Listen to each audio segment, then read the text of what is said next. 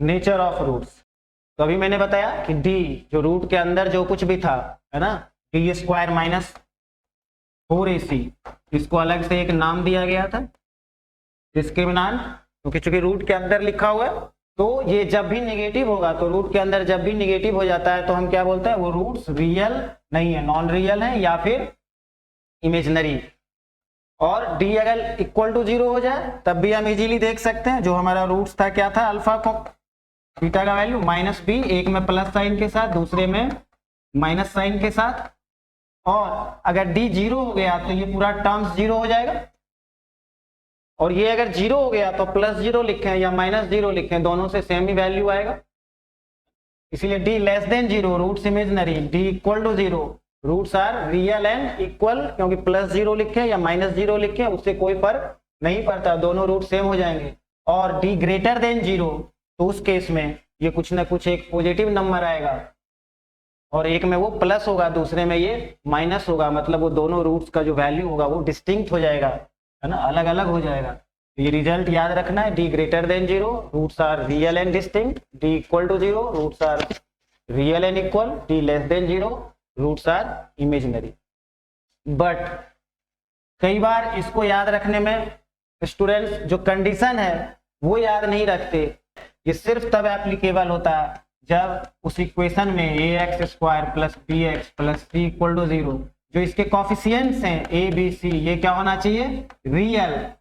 सिर्फ तब एप्लीकेबल होता है। अगर कॉफिशिएंट ही रियल नहीं है तो यहाँ हम इजीली देख सकते हैं, अगर कॉफिशिएंट इमेजिनरी है तो हो सकता है डी पॉजिटिव है, मतलब रूट डी इमेजिनरी नहीं है, रूट डी नॉन रियल नहीं है, लेकिन बी एंड ए में से ही अगर कोई नॉन रियल हो तो पॉसिबल है कि हमारा फाइनल रूट नॉन रियल आ गया, इमेजिनरी आ गया, जबकि डी क्या था, पॉजिटिव। तो हमेशा ध्यान रखना है किसी कंपटीशन के एग्जाम में जब सामने लिखा हो ax² + bx + c तो अपनी तरफ से ये नहीं मान लेना है कि ये रियल ही है ना, अगर लिखा है रियल है तभी वो रियल है, अदरवाइज वो रियल भी हो सकता है और इमेजिनरी भी हो सकता है। और अगर ये गिवन ना हो कि जो कॉफिशिएंट्स है ये रियल है तो ये कंडीशन कभी अप्लाई नहीं करना है। फिर पता कैसे चलेगा कि रूट्स रियल होगा इमेजिनरी होगा, तो उसके लिए कोई भी फॉर्मूला या कंडीशन नहीं होता, हमें जो भी रूट्स का फॉर्मूला है उस फॉर्मूले से हमें कैलकुलेट करना होता है और फिर हमें देखना होता है कि ये रियल है या इमेजिनरी। ऐसा भी पॉसिबल है कि जो इसके कॉफिशिएंट्स हैं इमेजिनरी है, जबकि जब हम कैलकुलेशन करते रूट्स फाइंड करते तो हो सकता है कि जो टर्म इमेजिनरी था वो कैंसिल आउट हो जाता और फाइनल रूट्स रियल आ जाता। दूसरी बात, अगर डी परफेक्ट स्क्वायर नहीं है, मतलब किसी रेशनल नंबर का स्क्वायर नहीं है, तो ऑब्वियस सी बात है जो रूट डी ये टर्म क्या बन जाएगा, इरेशनल। जैसे √5 √7 √7/10 ये सब क्या है, ऐसे नंबर्स हैं जो किसी रेशनल नंबर का स्क्वायर नहीं है, तो उस केस में टर्म की वजह से ये क्या बन गया, इरेशनल, है ना। अगर ये क्या है, नॉट अ परफेक्ट स्क्वायर, अगर ये परफेक्ट स्क्वायर नहीं है तो इस टर्म की वजह से ये क्या बन गया, इरेशनल। अगर कॉफिशिएंट ही इरेशनल हो तो ऐसा पॉसिबल है कि ये इसकी वजह से तो कोई प्रॉब्लम नहीं है, ये तो रेशनल आ गया, बट बी और ए इसकी वजह से हमारा रूट्स क्या आ सकता है, इरेशनल। मतलब डी परफेक्ट स्क्वायर होते हुए भी हमारा रूट इरेशनल आ सकता है अगर कॉफिशिएंट्स ही इरेशनल हो, अगर कॉफिशिएंट ही रेशनल नहीं हो। तो ये दोनों ही बातें ध्यान रखना है। रियल और इमेजिनरी का कंडीशन जब भी हम अप्लाई करते हैं तो हमें ध्यान रखना होता है जो कॉफिशिएंट्स हो वो रियल हो, तभी हम रियल इमेजिनरी का कंसेप्ट अप्लाई करते हैं। और रेशनल इरेशनल जब चेक करना हो तो ये रेशनल इरेशनल का कंसेप्ट तभी हम अप्लाई करते हैं जब इसके कॉफिशिएंट्स रेशनल, ठीक है, कॉफिशिएंट्स रियल तभी हम रियल वाला इमेजिनरी का कंसेप्ट चेक करते हैं, और जब कॉफिशिएंट्स रेशनल तभी हम रेशनल और इरेशनल का कंसेप्ट चेक करते हैं। कॉफिशिएंट्स रेशनल ना हो तो उस केस में भी रेशनल इरेशनल हमें ओवरऑल फॉर्मूला अप्लाई करने के बाद हमें कैलकुलेशन के बाद पता चलता है कि रूट्स रेशनल है या irrational. If p + √q is an irrational root of a quadratic equation then p - √q is also the root of quadratic equation, है ना। तो अगर एक रूट p + √q है फॉर एग्जाम्पल एक रूट 5 प्लस रूट 7, तो दूसरा रूट क्या हो जाएगा 5 माइनस रूट 7, क्योंकि ये एक रेशनल रूट है। तो जो दूसरा रूट होगा वो भी क्या होगा, इसका कंजुगेट पेयर बोलते हैं, इसका कंजुगेट पेयर होगा। बट हमेशा ध्यान रखना ये कंसेप्ट सिर्फ तब अप्लाई करते हैं provided that all the coefficients are rational. ये इंपॉर्टेंट है, अगर कोफिशिएंट्स ही रेशनल ना हो तो फिर ये कंजुगेट पेयर का कंसेप्ट हम अप्लाई नहीं करते हैं। फिर हो सकता है कि दोनों ही रेशनल रूट्स हों और एक दूसरे का कंजुगेट पेयर ना हो, और या अदरवाइज ऐसा भी पॉसिबल है कि एक रूट रेशनल हो जाए और दूसरा रूट इरेशनल हो जाए। लेकिन अगर कोफिशिएंट्स रेशनल है तो ऐसा पॉसिबल नहीं है कि एक रूट रेशनल हो और दूसरा रूट इरेशनल हो। अगर इरेशनल है तो फिर दोनों ही रूट इरेशनल होंगे और दोनों एक दूसरे के कंजुगेट पेयर भी होंगे। फॉर एग्जाम्पल जैसे the quadratic equation with rational coefficient which one root is this. मान लिया जाए क्वाड्रेटिक इक्वेशन फाइंड करना है जिसका एक रूट हमें गिवन है, जो कि क्या है 1/2 माइनस 2 प्लस रूट 5। इसको अगर हम रेशनलाइज करें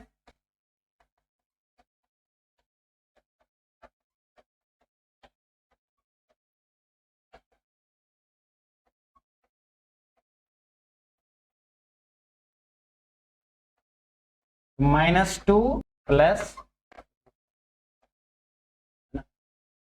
तो रेशनलाइज करने पर एक रूट क्या आ गया -2 प्लस रूट 5। और इस क्वेश्चन में देखो क्लियरली लिखा हुआ है जो इसके कोफिशिएंट्स हैं वो क्या है रेशनल। एक क्वाड्रेटिक इक्वेशन फाइंड करना है जिसका एक रूट गिवन है और जो उसके कोफिशिएंट्स हैं वो भी क्या है रेशनल। तो इस रूट्स को अगर देखा जाए तो क्या -2 प्लस रूट 5, तो जो इसके दूसरे रूट्स होंगे वो क्या हो जाएगा इसका कंजुगेट पेयर -2 माइनस रूट 5। तो अल्फा सेज अल्फा ये है तो बीटा क्या आ गया, ये मीन्स एक रूट अगर गिवन हो और वो रूट इरेशनल हो तो समझ लेना है कि इनडायरेक्टली हमें दोनों ही रूट गिवन है, क्योंकि दूसरा रूट क्या होता है पहले रूट का कंजुगेट पेयर। मीन्स जो इरेशनल पार्ट होता है उसका सिर्फ साइन चेंज कर देना होता है, बाकी पार्ट को एज इट इज रखना होता है। अब दोनों रूट पता चल गया तो क्वाड्रेटिक इक्वेशन हम जानते हैं क्या होता है x minus alpha into x minus beta, जिसको हम लिख सकते हैं x minus alpha plus beta into x plus alpha into beta. इसको सिंपली हम मल्टीप्लाई कर दिए। तो जब दोनों रूट पता है तो हमें अल्फा प्लस बीटा भी पता चल जाएगा। अगर हम दोनों ऐड कर दें तो रूट 5 कट गया, हम क्या आ गया -4 मीन्स अल्फा प्लस बीटा क्या आ गया -4। तो x minus -4x plus alpha into beta, अगर अल्फा इंटू बीटा हम कैलकुलेट करें -2 plus root 5 into -2 minus root 5 a plus B into a minus B, A square minus B square क्या आ गया -1 प्लस -1 है ना इक्वल टू 0। यही हमारा क्या आ गया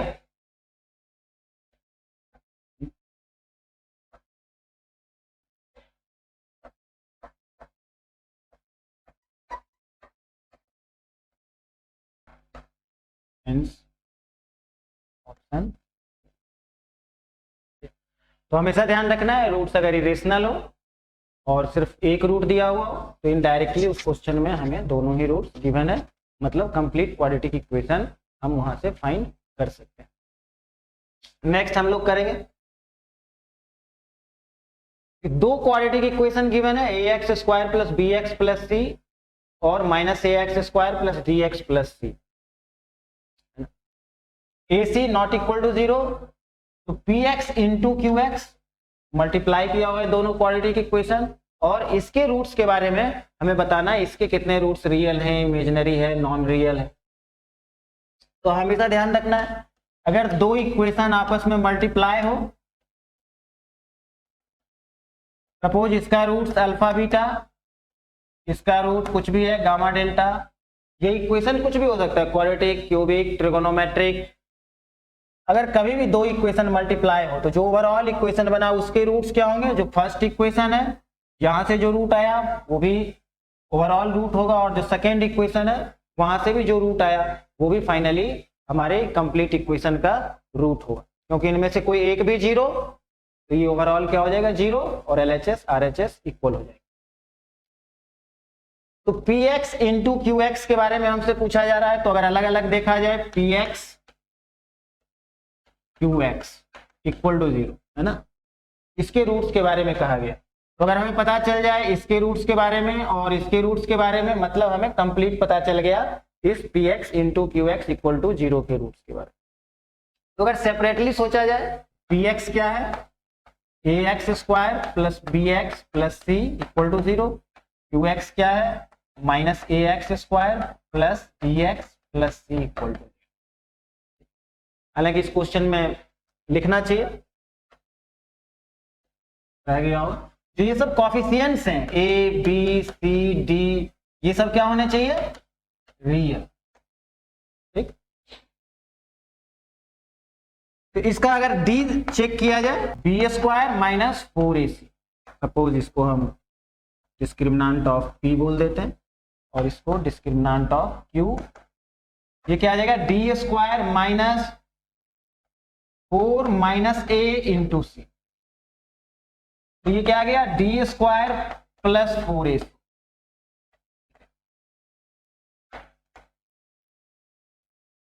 और हमें क्या गिवन है, a into c not equal to 0, मतलब a इंटू सी या तो पॉजिटिव है या निगेटिव। a इंटू सी अगर ध्यान से देखा जाए तो फर्स्ट क्वाड्रेटिक इक्वेशन इसके डिस्क्रिमिनेंट में भी a इंटू सी है, और जो सेकेंड इक्वेशन है उसके डिस्क्रिमिनेंट में भी a इंटू सी है। एक में माइनस साइन के साथ है, एक में प्लस साइन के साथ। तो जो दोनों का फर्स्ट टर्म है b square and d square, ये निगेटिव नहीं हो सकता। तो बी स्क्वायर के बारे में हमें पता चल चुका है, ये क्या है, पॉजिटिव। अब अगर AC पॉजिटिव है, अगर ये पॉजिटिव है तो माइनस 4AC ये क्या हो जाएगा, निगेटिव। और अगर AC निगेटिव है तो माइनस 4AC पॉजिटिव और AC निगेटिव।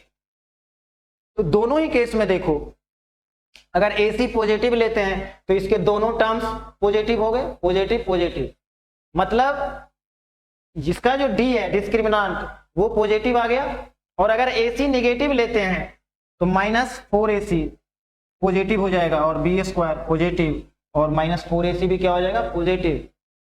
मतलब दोनों ही केस में हमने क्या देखा, AC अगर हम पॉजिटिव लेते हैं तो इसका D क्या हो जाएगा, ग्रेटर देन 0, और AC अगर निगेटिव लेते हैं तो इसका D क्या हो जाएगा, ग्रेटर देन 0।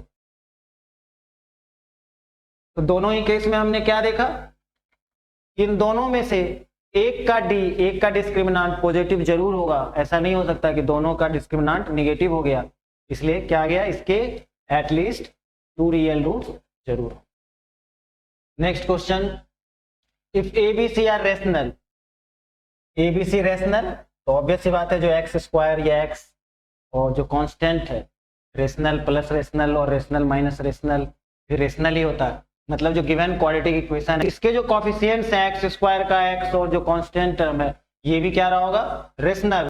तो इस रूट्स के बारे में बताना है, नेचर ऑफ रूट्स बताना है कि इसके जो रूट्स होंगे वो रेशनल होंगे, इरेशनल होंगे, रियल होंगे, नॉन रियल होंगे, है ना रूट्स। तो कई बार जब इस तरह का केस हो, जैसे a b plus c minus 2a, c plus a minus 2b, फिर माइनस 2c, एक में माइनस 2a है दूसरे में माइनस 2b है माइनस 2c, तो इस तरह का जब सिमेट्रिक केस हो तो हमेशा एक बार 1 या -1 जरूर चेक करना चाहिए, क्योंकि इस कंसेप्ट से कई बार क्वेश्चन पूछा जा चुका है। तो 1 अगर हम रखते हैं किसी क्वाड्रेटिक इक्वेशन में, ax square plus bx plus c, अगर ये मान लो फंक्शन है, तो किसी भी फंक्शन में 1 रखने से x वाले सारे टर्म्स गायब हो जाते हैं और बच क्या जाता है, सिर्फ कोफिशिएंट।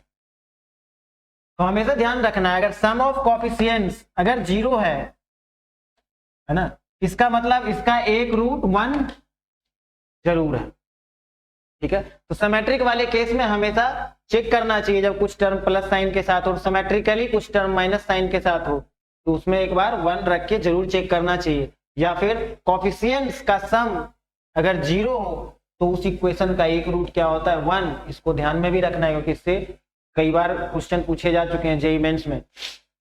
अगर ये हमें ध्यान रहता है तो हम टाइम अपना सेव कर सकते हैं, हमें रूट्स निकालने की जरूरत नहीं पड़ती।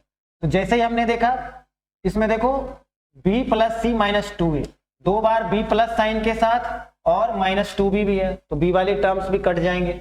2 बार c प्लस साइन के साथ और माइनस 2c तो c वाले टर्म्स भी कट जाएंगे।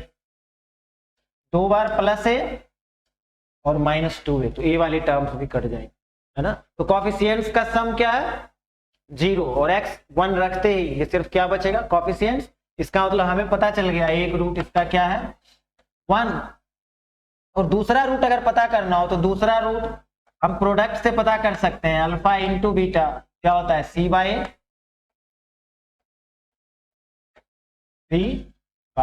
a means coefficient of x square b plus c minus 2a। और वैसे भी ध्यान रखना है कि मैंने क्या बताया था, जब कोफिशिएंट्स रेशनल हो तो उस केस में या तो दोनों रूट्स रेशनल होते हैं या फिर दोनों रूट इरेशनल होते हैं। ऐसा पॉसिबल नहीं है कि एक रूट रेशनल हो और दूसरा रूट इरेशनल हो।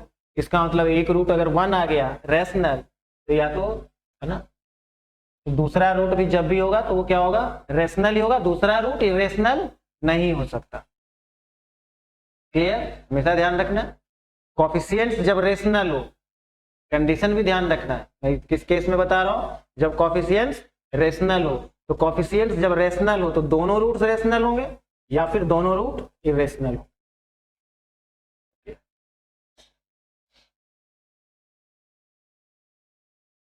A, B, C are odd integer, then root of ax square plus bx plus c equal to 0 cannot be rational, irrational, imaginary, real. A, B, C क्या है odd integer means b square minus 4ac। A, B, C क्या है odd integer। एक ही चीज इस question में दिया हुआ है a b c are odd integer. और हमें रैशनल, इरेशनल, इमेजिनरी, रियल के बारे में पूछा गया तो ऑब्वियस सी बात है हम सबसे पहले डी को ही एनालाइज करेंगे। और अगर ऑड इंटीजर है तो इसका मतलब एबीसी क्या है रियल, मतलब हम डी को चेक करके रियल इमेजिनरी कंसेप्ट चेक कर सकते हैं। और इंटीजर है तो इसका मतलब ये क्या है रेशनल, मतलब हम रैशनल इरेशनल का भी कंसेप्ट अप्लाई कर सकते हैं डी को चेक करने के बाद क्योंकि कोफिशिएंट्स रैशनल है ना। और ऑड इंटीजर है मतलब वो रियल है तो हम डी को चेक करके हम रियल इमेजिनरी का भी कंसेप्ट अप्लाई कर सकते हैं।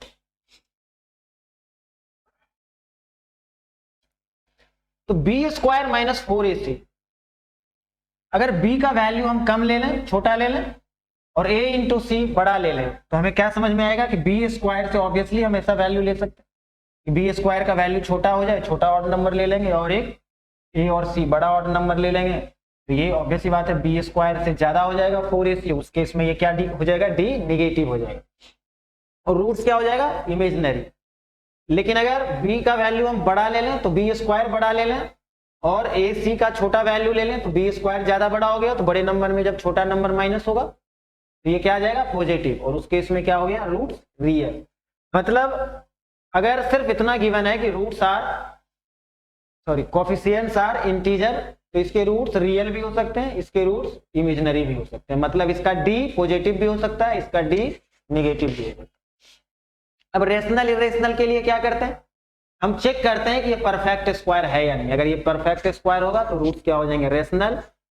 अब बी स्क्वायर इंटीजर, ए सी इंटीजर, 4 इंटीजर, तो इंटीजर इंटू इंटीजर भी इंटीजर ही होता है और इंटीजर में कोई दूसरा इंटीजर प्लस माइनस करते हैं तब भी वो क्या होता है इंटीजर ही होता है। तो बी स्क्वायर माइनस 4ac ये एक इंटीजर ही है और अगर ये इंटीजर है और हमें चेक करना है कि ये परफेक्ट स्क्वायर है या नहीं तो ऑब्वियस सी बात है ये किसी ना किसी इंटीजर का ही परफेक्ट स्क्वायर होगा। और अगर ये किसी इंटीजर का परफेक्ट स्क्वायर है ना। अगर ये किसी इंटीजर का परफेक्ट स्क्वायर है उस केस में तो ये रूट्स रेशनल होंगे, अदरवाइज ये रूट्स इरेशनल हो जाए। तो हम क्या चेक करना चाह रहे हैं, परफेक्ट स्क्वायर है या नहीं। तो यहां अगर ध्यान से देखा जाए तो बी स्क्वायर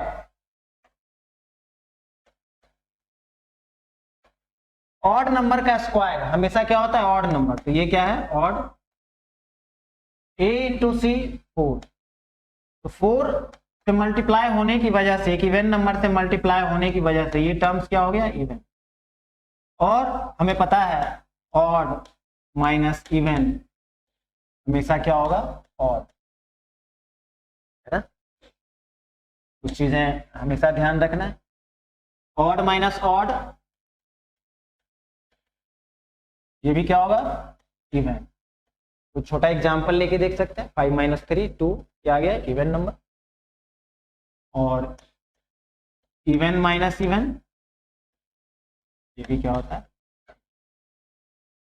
ना। तो छोटा एग्जांपल लेके देख सकते हैं। और एक और चीज ध्यान रखना, किसी दो इंटीजर, चाहे तीनों में से कोई सा भी केस ले, किसी दो इंटीजर का डिफरेंस अगर इवन है तो उनका सम भी इवन होता है, और किसी दो इंटीजर का डिफरेंस अगर ऑड है तो उनका सम भी ऑड ही होता है। ऐसा पॉसिबल नहीं है कि दो इंटीजर है उनको ऐड किए तो इवन आ गया और सब्ट्रैक्ट किए तो कुछ और आ गया, है ना। सम और सब्ट्रैक्ट है ना, n1 n2 अगर दो इंटीजर है तो n1 plus n2 and n1 minus n2 ये दोनों ही या तो इवन होंगे या दोनों ही ऑड होंगे, ये भी ध्यान रखना। अब यहां हमें क्या समझ में आया, b square odd 4ac even, तो ऑड माइनस इवन ये फाइनली क्या आ जाएगा, एक ऑड नंबर। तो ऑड नंबर अगर परफेक्ट स्क्वायर होगा भी तो वो किसी ना किसी ऑड इंटीजर का ही होगा, किसी इवन इंटीजर का स्क्वायर हमेशा इवन होता है। तो यहां से लॉजिकली हमें क्या समझ में आया, b square minus 4ac odd minus even एक ऑड आया। सपोज हम मान लेते हैं कि ये एक परफेक्ट स्क्वायर है, तो मान लेते हैं 2n प्लस 1 का होल स्क्वायर। ऑड नंबर को इसे लिखने का तरीका होता है 2n प्लस 1, और इवन नंबर लिखना हो तो सिंपली क्या लिखते हैं 2n। तो अगर ये ऑड नंबर का परफेक्ट स्क्वायर है, किसी ऑड इंटीजर का परफेक्ट स्क्वायर है, क्योंकि इवन का तो हो ही नहीं सकता क्योंकि ओवरऑल ये ऑड नंबर है, तो हमने मान लिया कि वो नंबर क्या है 2n प्लस 1। अब अगर हम कैलकुलेशन करें, इनको एक तरफ लाएं स्क्वायर वाले टर्म्स को, तो बी स्क्वायर, और बी के बारे में भी हमें पता है बी क्या है, एक ऑड इंटीजर, तो इसको भी हम लिख सकते हैं 2n1 प्लस 1 का होल स्क्वायर। उधर लाएंगे RHS से LHS तो माइनस साइन के साथ, और 4ac को हम दूसरी तरफ ले जा सकते। एक साइड लाने का हमारा पर्पस ये था कि हम इसको फैक्टराइज कर सकते हैं, a square minus B square. हम क्या अप्लाई कर सकते हैं, a minus b into a plus b, तो 2n1 प्लस 2n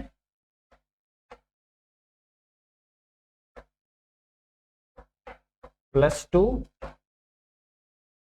इंटू, जब सब्ट्रैक्ट करेंगे तो 2n1 माइनस 2n, है ना, 1 1 माइनस 1 कैंसिल आउट हो जाएगा, इज इक्वल टू 4ac।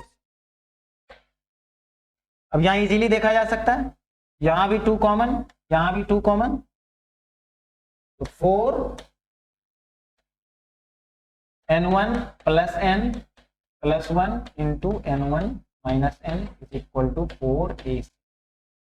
4 क्या हो गया, कैंसिल आउट।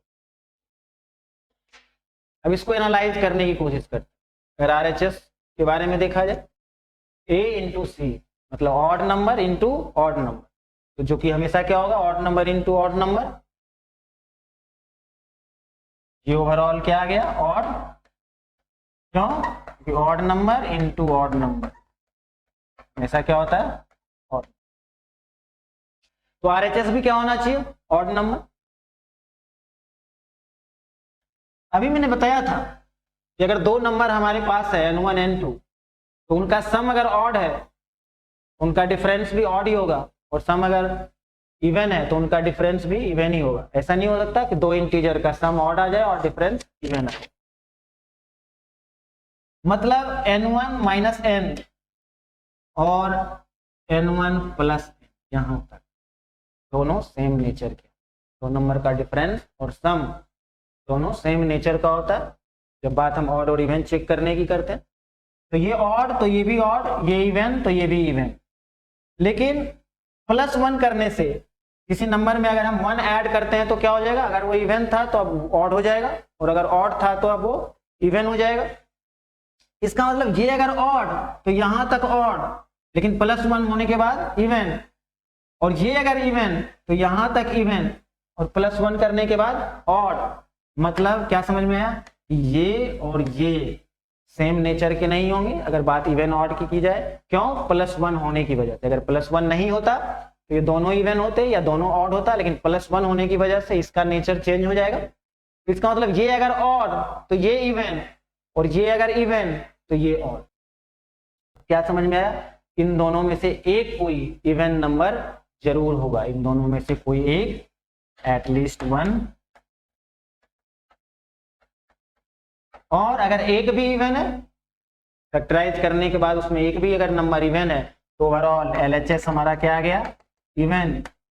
जबकि RHS के बारे में हम जानते हैं, क्वेश्चन में गिवन है A and C are odd integer, तो RHS मल्टीप्लाई करने के बाद भी क्या रहेगा, ऑड इंटीजर। मतलब LHS और RHS कभी इक्वल नहीं हो सकता। मीन्स हमारा जो एजम्पशंस था कि ये एक परफेक्ट स्क्वायर हो गया किसी ऑड नंबर का, इवन का तो हो ही नहीं सकता था, और हमने एज्यूम किया कि वो ऑड नंबर क्या है, 2n + 1 का होल स्क्वायर। तो लास्ट में हमने क्या देखा, कंट्राडिक्टरी मेथड से ऐसा पॉसिबल ही नहीं है। मतलब हमने जो एज्यूम किया था ये एक परफेक्ट स्क्वायर है, ये गलत था। मतलब इसके रूट्स कभी भी रेशनल नहीं होंगे, इसके रूट्स क्या होंगे, irrational. The number of real solution of the equation, ये एक equation mod x, sorry mod x square को हम क्या लिख सकते हैं, मॉड x का स्क्वायर +3 मॉड x। तो कई बार x की जगह जो एक नॉर्मल क्वांटिटी की इक्वेशन होता है उसमें x की जगह कोई और फंक्शन भी हो सकता है, sin x हो सकता है, कोई क्यूबिक इक्वेशन हो सकता है सिर्फ x की जगह। तो जब कभी भी इस तरह का केस हो तो सबसे पहले क्या करना चाहिए, x की जगह जो आ गया है उसको अगर हम t मान लें तो ये सिंपली क्या है, मॉड x को अगर हम t मान लें तो ये सिंपली क्या है, t² + 3t + 2 = 0। नॉर्मली इस केस में हम डायरेक्टली मॉड x लिख सकते थे क्योंकि छोटा फंक्शन है x की जगह, बट जनरली हम क्या करते हैं, जब x की जगह कोई बड़ा फंक्शन आ जाए या कुछ और आ जाए तो उसको हम t मानते हैं। अब ये t, उसको t से रिप्लेस करने के बाद एक सिंपल क्वाड्रेटिक इक्वेशन आ जाता है, वहां से हम t कैलकुलेट करते हैं।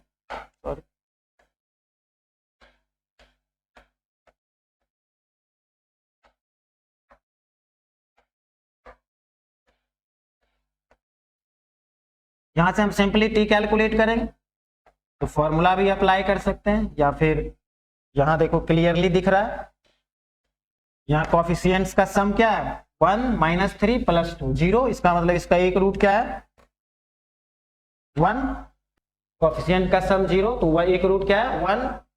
तो एक रूट क्या है, 1। दूसरा रूट क्या है, प्रोडक्ट ऑफ रूट से निकाल लो, c/2।